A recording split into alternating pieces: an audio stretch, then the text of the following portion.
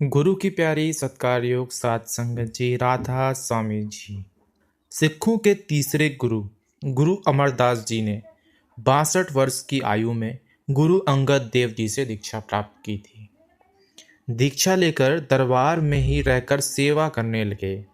भाग्य से उन्हें गुरु अंगद देव जी की सेवा का मौका मिल गया। गुरु जी की सेवा में ऐसे रमे कि अपने खान पान और आराम की कभी परवाह नहीं की। आधी रात को ही उठ जाते, गुरु जी के स्नान के लिए व्यास नदी में से पानी का घड़ा भर कर लाते और ब्रह्म मुहूर्त में गुरु जी को स्नान कराते। गुरु की सेवा में कोई कोताही नहीं बरतते।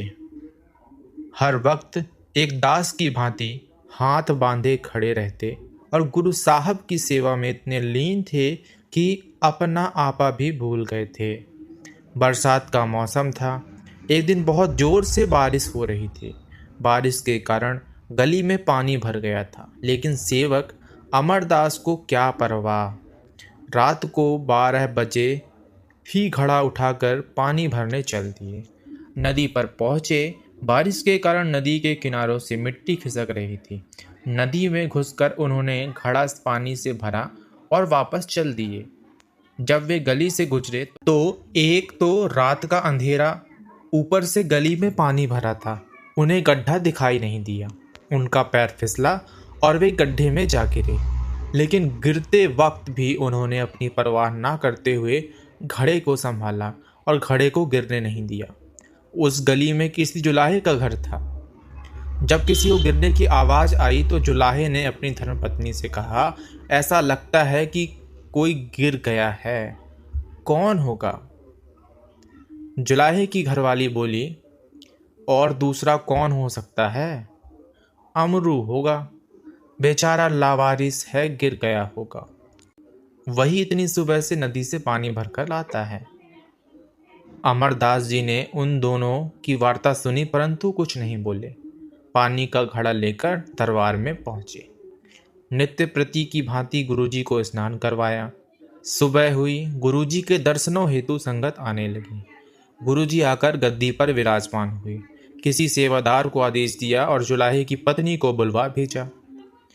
गुरुजी ने जुलाहा से कहा, रात तुमने अमरदास जी के बारे में जो कहा वही बात फिर से कहो।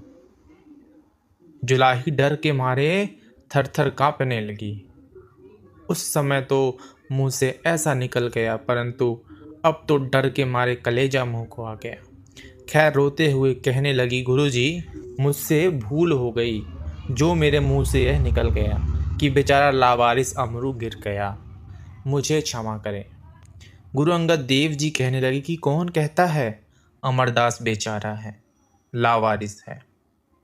यह लावारिस नहीं है, यह तो दुखियों का दुख हरने वाला, असहायों का सहारा और निआश्रितों का आश्रय है।